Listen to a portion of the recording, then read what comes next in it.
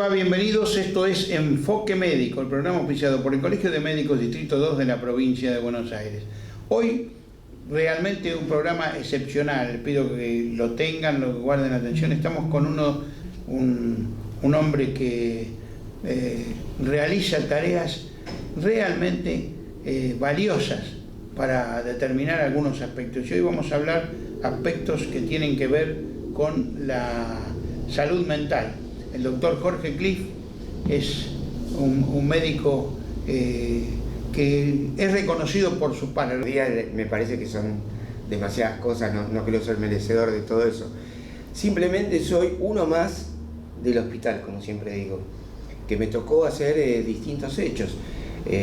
Uno nace con una especialidad o elige una especialidad y la medicina de a poco lo va llevando. Yo fui desde la obstetricia, la ginecología, hasta pasar por la psiquiatría y después terminar siendo forense. Es lo mismo que el hospital, no es más, siempre lo digo esto, no es más que lo que le toca vivir a un médico de guardia. Nosotros por ahí, no digo que desdeñemos, pero por ahí no se tiene en la sociedad la importancia que es tener un médico de guardia formado.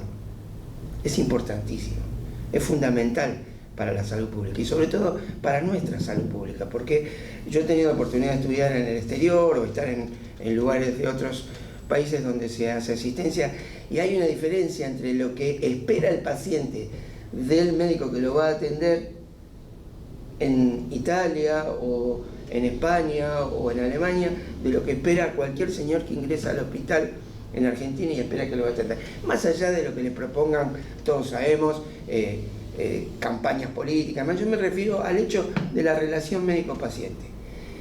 El médico de guardia, ¿qué vamos a decir? Lo de remanido, hace más de 40 años que cada día le faltan más cosas, hasta que se también. Yo siempre digo, cuando hice la residencia, vivía en el hospital, tenía una habitación propia, tenía para elegir en 3 menús en el almuerzo y 3 menús en la cena. Me daban el guardapolvo todos los días, el AMPO todos los días, cuaderno, lapicera, goma. Bueno, eso se terminó. Se terminó, ojalá volvamos a eso, y eso nos daba la formación. Pero referente a lo suyo, hoy un médico de guardia hace lo que históricamente la humanidad viene sufriendo. Lo han expresado en literatura, en arte, en la música, en la filosofía. Es un problema existencial de la humanidad. El médico de guardia entra a la guardia, la toma a las 8 de la mañana para enfrentar lo que enfrenta la humanidad, la vida y la muerte. Y bueno, si le parece poco eso, no es un tema menor, enfrentarlo, y encima sin elementos. Y hoy, con el debido respeto, sin ánimo de molestar a nadie, se ha perdido en el hospital, por razones que no corresponde hablar acá, formadores. Cada vez tenemos menos formadores, entonces cuesta mucho hacer un médico, cuesta mucho hacer un especialista, y lo perdemos porque nadie quiere estar en situaciones de estrés y bueno, lo que pasa siempre. Un poco la charla de hoy era esto, 2 o 3 cositas que le están pasando en el hospital público con patologías que antes no llegaban a la guardia para quedarse en la guardia o para quedarse en el hospital. Llegaban para hacer diagnóstico y ser derivados, pero hoy no. Hoy la ley de salud mental nos genera este problema, que no es el motivo de discutir aquí la ley de salud mental, si también está mal.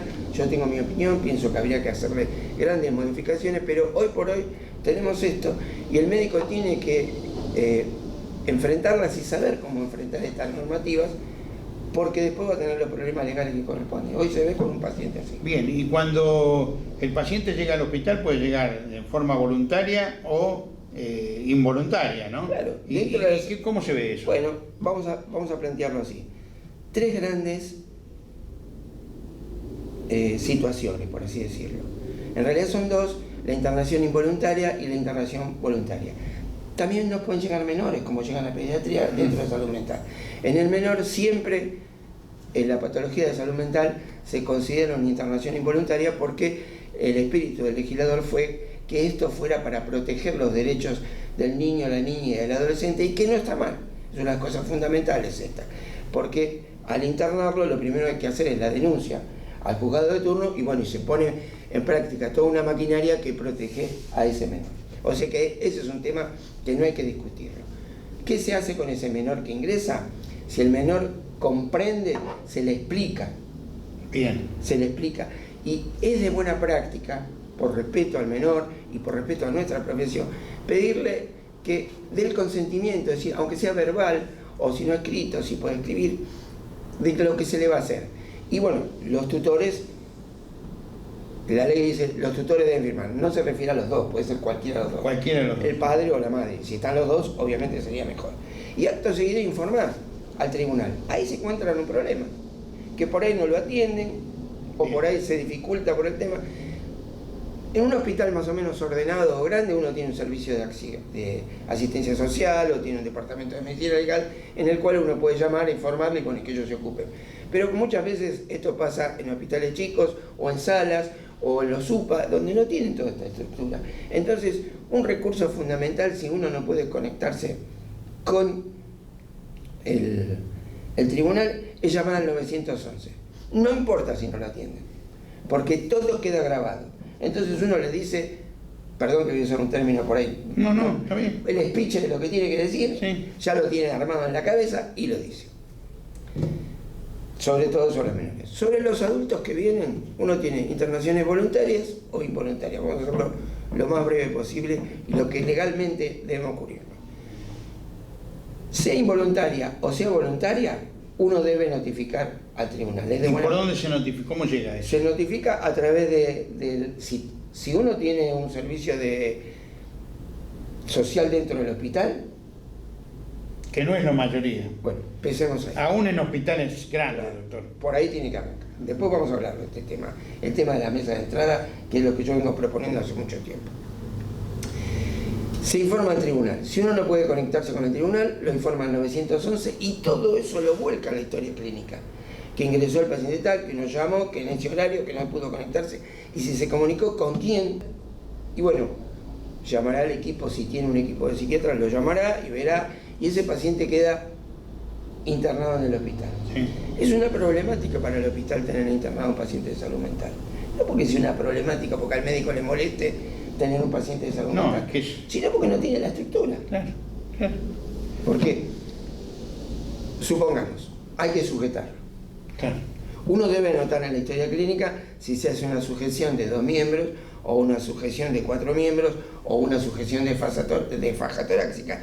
Pero alrededor hay pacientes, ¿por qué lo atan? La familia dice, mira cómo lo atan, qué maltrato que le dan. No, lo está sujetando porque el paciente está en un cuadro de excitación. Entonces, Sí, además le está protegiendo no solo al paciente, sino a los demás que están ahí. sí, independientemente de que se caiga, se fracture, Claro. todo esto. Pero uno eso lo debe comunicar en la historia clínica, porque después vienen los órganos de revisión a verlo y lo ven sujetado, y si en la historia clínica no se consigna, Preguntan por qué. no, y va a haber un problema. Ujú. Va a haber un problema. Doctor, ¿y por qué? Termine la idea. Otro tema, viene el órgano de fiscalización, Sí. o manda un curador a verificar que este señor está internado porque usted ya hizo la denuncia pertinente. Entonces, bien, esta gente viene, lo ve, muchas veces firma, me presenté y se va. No, hay que pedirle que lo evalúe el paciente y que escriba la evaluación. Y si no lo hace, uno puede comentar abajo. A veces son cosas urticantes, pero son las que nos van a proteger en juicio. Se presentó el órgano de revisión, se le observó al paciente, no figura evaluación médica. Bien. Listo, y se firma al pie. Así que este es un tema importante para... Entonces uno termina que la gente de evaluación venga. Es lo mismo que pasa con la policía. Viene la policía y dice, mire, necesito un resumen de la historia clínica o un informe del paciente internado que lo tiene judicializado el tribunal, qué sé yo, bueno. Viene con una orden. O viene verbalmente. Por más chiquita que sea la salita, Sí, tiene un sector administrativo. seguro. Uno tiene que acostumbrar que todo eso entre por el sector administrativo. ¿Para qué? Para que se le dé entrada y quede debidamente notificado. Claro, y quede constancia. Con eso se consiguen dos cosas. Primero, que se queda constancia. Segundo, que uno le enseña a las personas que nos piden cosas que también tenemos otras cosas para hacer, porque por esto ya tenés un paciente Claro. grave y no puedo dejar de hacer esto, o lo puedo hacer más tarde. Y se ordena. Entonces yo después le voy a contestar.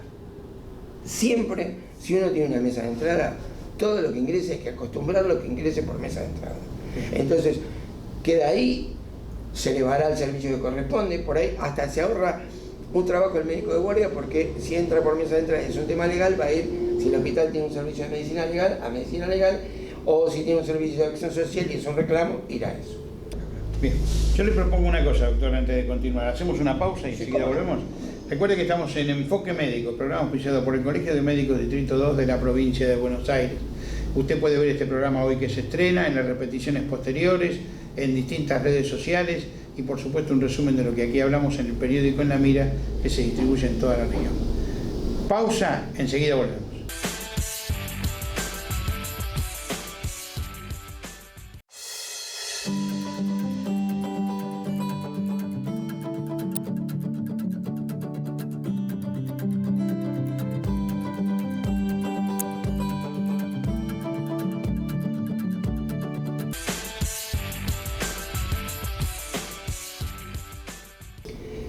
Un hecho importante que a veces no se hace por el fragor de la guardia y lo que pasa. Uno va a internar a un paciente por internación involuntaria, ¿no es cierto?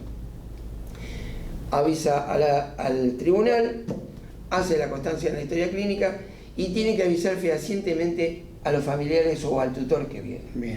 Y que este firme que ha sido debidamente informado y que está internado en un hospital general.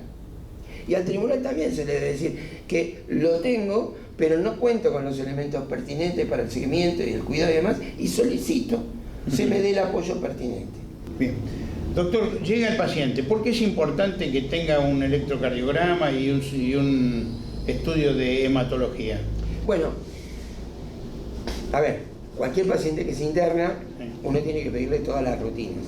En el caso particular de salud mental, hay algunas drogas, por ejemplo el Meleril, que producen trastornos en la conducción, entonces uno ahí, no está muy escrito esto, pero en general todos lo piden 2 por año. No es una técnica tan difícil y yo creo que hay que hacerlo cada 3 meses, por lo menos. Entonces uno en el tribunal, si el paciente presenta una muerte súbita, le dice, mire, yo tengo un electrocardiograma hace 3 meses y otro que no tenía ninguna patología y no presentó esto. Porque el problema es que todas las personas que están en una internación involuntaria están judicializadas. Claro. Al estar judicializadas, si fallecen, van a ir a una autopsia, va a haber un juicio, esto no se va a poder obviar, con lo cual es importante tener estos elementos para resguardarse a futuro. Igual que, por ejemplo, muchos de estos pacientes están tomando quetiapina, entonces se producen trastornos en la esfera hemática, por eso uno tiene que tener un hemograma, porque lo primero que le va... El fiscal ya sabe que si toma Meleril va a tener trastorno de la conducción. Bien. Que si toma quetiapina va a tener trastorno. Lo primero que va a ver eso, si ve que el hemograma o el electrocardiograma no tienen una vigencia aceptable, lo va a reclamar. Igual que un interno paciente de salud mental, y muchas veces no le pedimos, o va pasando por distintas razones, que todas son porque estamos saturados. Y no tiene una consulta con la infectología y de pronto uno se entera que este paciente o tiene HIV o tiene SIDA. No se olviden que los pacientes de salud mental tienen pautas que por ahí diríamos no están en el orden que las tendríamos todos. Entonces es muy factible que puedan tener consumo problemático, que puedan tener una vida que bueno, de la que les toca. Y entonces uno como médico debe tener todos estos parámetros. Es cierto que cualquiera que me escucha dice, bueno, está bien, hacer todo eso, ¿cómo? El tema es, yo estoy hablando como lo que fui hasta hace poco que me jubilé, el jefe de forense de la Defensoría General de la Nación. Entonces yo le digo, ¿qué pasó, Sinical, si no tenemos un hemograma o no tenemos un HIV y el señor tiene HIV? Uy, bueno, pero vio, ahí en el juicio no hay tutía. No hay tutía, exacto. No hay reclamo. Entonces, estas cosas mínimamente hay que tenerlas. ¿Y qué puede pasar? Que ese paciente nosotros lo tengamos 10, 15 días hasta que conseguimos la derivación a un centro especializado. Cuando va al centro especializado, lo primero que pone no tiene electrocardiograma, no se le pidió rutina porque se cubre. Entonces, nos pasa algo grave a los médicos, nos hemos vuelto escribas. Claro. Si no escribimos todo el día, no nos va a ir bien. Yo entiendo que uno tiene millones de cosas para hacer y no escribir, pero veamos la parte positiva de escribir. Primero, nos volvemos poéticos, porque empezamos a escribir y por ahí no entendemos lo que escribimos y mejoramos la letra. Hoy tenemos la posibilidad de escribir en computadora, todo ese tipo de cosas. Claro, eso es cierto. Claro. Y aparte se aprende escribiendo. Se aprende, uno se lee al tiempo y dice, oh, mirá lo que puse acá. Esto, yo tenía que haber puesto una coma acá. O tenía que haber puesto agrandado esto, o haber explicado un poco mejor esto para que se entienda por qué estoy pidiendo el electrocardiograma. Entonces yo me estoy cubriendo. El señor está con Menelik, yo le pido un electrocardiograma. Bien. El doctor Cliff ha sido reconocido como un docente de gran nivel y sigue dando, y sigue enseñando, ¿no? Sigue dictando cursos, ¿verdad? Sí, sí, la verdad que sí, es decir, son muchos halagos. Uno trata de ser docente y devolver lo que, con el debido respeto, ¿no? Me ha dado mi amada UBA Medicina. A mí se me ha formado en esa universidad, en un marco ético, moral y de estudio cotidiano. He tenido 3 maestros que son un peso mayúsculo para la medicina legal argentina. Uno ya fallecido, el doctor Víctor Poggi, otro vigente, un forense reconocido internacionalmente como Luis Cuico. Cuico tenía una cosa interesante respecto de lo que usted decía del curso, le voy a decir. Él era el titular de la cátedra de medicina legal de la UBA y cuando comenzaba decía, ustedes no están en el mejor curso sino en el menos malo. Y él me decía a mí, vos no tenés el mejor curso, vos tenés el menos malo. Bueno, y el otro discípulo, del otro que soy discípulo, un pan de Dios, un bueno, esos médicos que uno ve, que dicen, bueno, son un peluche, Alejandro Basile. Es real que tenemos cursos de medicina legal que lo venimos haciendo desde el 2014. En realidad, del 2012 lo proyecté, le presenté el proyecto a nuestro desaparecido presidente, a Salvador. Salvador le gustó la temática. Hoy tenemos 400 alumnos en los 2 cursos que están terminando. Me acuerdo una amiga mía ya fallecida, que era profesora de filosofía de la segunda cátedra, y ella se dedicaba a evaluación. Y me dijo, es un delirio, Jorge, tomar, cuando eran 150 preguntas, es un delirio tomar 150 preguntas. Bueno, cuando fuimos subiendo, me dijo, bueno, busquemos cuál es el techo de corte, porque en verdad tenemos las estadísticas, un programa que diseñó el señor Pablo Gugliaro, pilar fundamental del curso, hace, qué sé yo, desde el 14 que estamos con él, y trae esto. Y ahora, cada 3 años, reanudamos el curso de psiquiatría forense, que va a comenzar el 10 de marzo, y lo hacemos con una mecánica, siempre tratamos de superarnos a nosotros mismos, ¿no?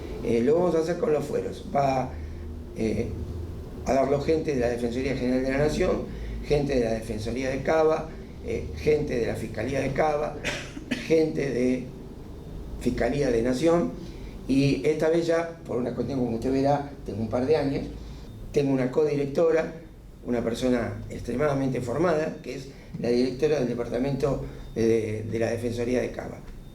Un cargo no menor. ¿Y cómo se inscribe quien quiere participar? ¿Y qué requisitos tiene que tener, no? Bueno, se debe ser médico. Para hacer el curso de medicina legal se requiere tener mínimo 3 años de ejercicio de la profesión, con lo cual si uno, hay muchos chicos que se reciben ahora y quieren hacerlo, claro, entonces, no, lo hacen. Le digo, cuando usted rinde el examen, porque eso es una cosa que daba Salvador, él ayudaba a todo el mundo que quería estudiar. Cuando usted se recibe, guarda el título, cuando tenga la antigüedad lo presenta. Bien. Si es un requisito administrativo. Bien, ¿y dónde se inscriben? Acá en el colegio. En el colegio. En el ESEM. En el Colegio Médico Distrito 2, sí, en Avellaneda. Sí. Quería comentar, no sé si tenemos el tiempo, sí, de lo tiene que tiempo, sí, doctor, sí, que es interesante. Uno tiene internado a este paciente de salud mental en forma involuntaria, mejora su brote, lo tiene ahí dando vueltas por la sala, y que uno no lo puede tener preso. El paciente quiere ir a tomar un café con la visita o con quien fuera. Uno debe controlar eso, porque después vuelve y dice, la visita me me tocó obscenamente.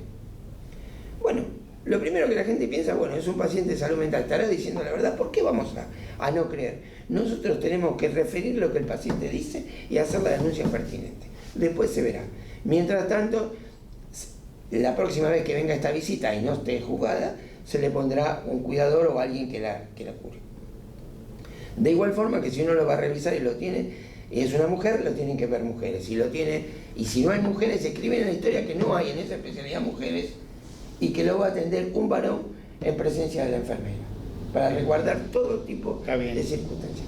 Se quiere cortar el pelo, póngale que es una mujer, yo me quiero cortar el pelo. Uno dice, bueno, ¿cómo le voy a dar una tijera? No, me quiero cortar el pelo. Bueno, vendrá un peluquero, se anota en la historia clínica y acá hay un problema grave. Porque la gente dice, bueno, pero no tiene capacidad para decidir. El tribunal le va a decir, no se está hablando de una cuestión de capacidad, doctor, se está hablando de una cuestión de deseo. Yo deseo higienizarme, deseo cortarme el cabello, igual que deseo ir al baño. Bueno, entonces se le pide que por escrito ponga que ella quiere escribir, quiere cortarse el cabello, y se consigna la historia clínica.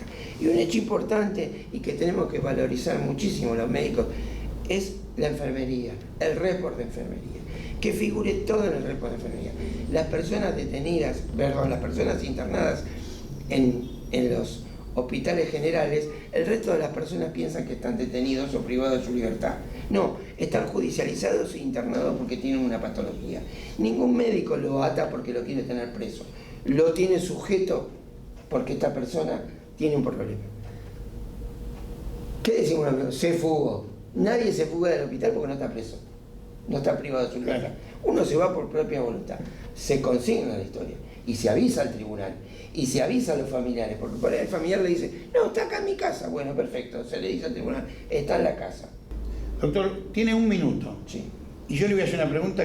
Cuando la internación es involuntaria. No, esta es involuntaria. Esta es involuntaria. Bueno, y cuando la internación viene por una denuncia de un familiar que se quiere sacar de encima al paciente y lo lleva al hospital y dice está peligroso y demás, ¿eso se puede revertir?